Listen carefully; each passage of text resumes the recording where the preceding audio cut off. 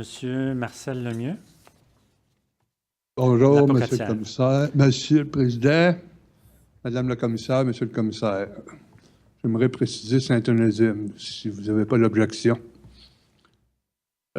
Chez nous, on est doublement touché par le passage de l'énergie Est. J'en ai parlé la semaine passée.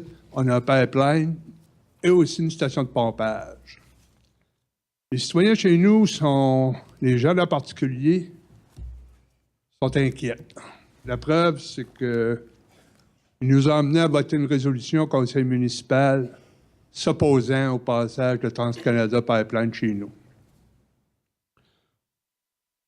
Dans mes questions, monsieur, vu qu'on a deux situations, je vais m'élargir un peu sur mes questions, si vous permettez, monsieur le Président.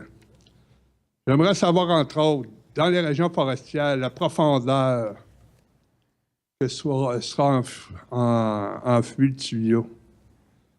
Très bien. Alors, la question est très courte. La réponse est très courte. Donc, M. Bergeron. Ce qui est prévu, Monsieur le Président, c'est 0,9 mètres en milieu forestier. Alors, M. Lemieux, allez-y. Je vous donne votre deuxième...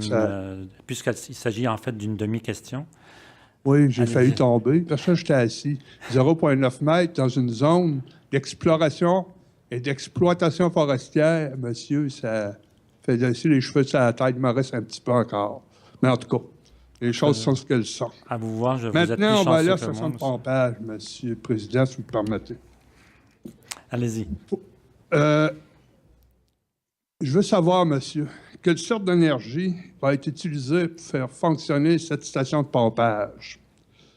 Je veux savoir quelle route, qui construira la route pour accéder au chantier? Je sais pertinemment que les pièces d'une station de pompage sont quelquefois assez énormes et pesantes en ayant travaillé dans le transport. Je veux savoir aussi, monsieur... Monsieur Lemieux, on ne pourra pas répondre à toutes vos questions. Choisissez la plus importante, puis posez-la. Je vais en mettre deux dans la même. Je veux savoir les taxes municipales, les taxes que Énergie-Est va payer à la municipalité, sur quel amortissement, puis que deviendra la station de pompage après son utilisation et qui paiera pour la réhabilitation des terrains. Merci. Mais je veux surtout avoir la réponse pour l'électricité ou autre, s'il vous plaît. OK. Alors, on va retenir cette question. Monsieur Bergeron. J'y vais en rafale, Monsieur le Président. Donc, en ce qui concerne la question de l'énergie, c'est de l'énergie électrique. En ce qui concerne l'exploitation forestière, lorsqu'il y a une présence de pipeline, on peut, avant la construction ou après la construction, aménager des chemins pour le transport forestier. Donc, tout ça, ça se fait en collaboration avec les propriétaires. En ce qui concerne les taxes municipales, je vais peut-être demander à Bruno Saint-Laurent de répondre plus en détail à la question. Vous êtes vraiment plus indulgent que moi, là. Ça me console. Allez-y.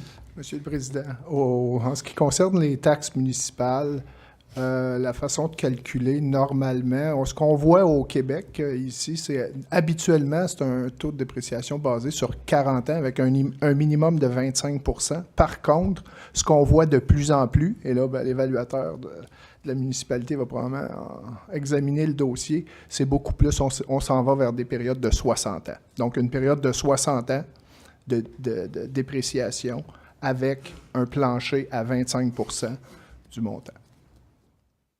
Maintenant, ces montants-là sont indexés selon un taux annuel fixé par le MAMO. Et, donc, il y a des modalités bien établies pour établir la valeur soit de la station de pompage ou du pipeline lui-même.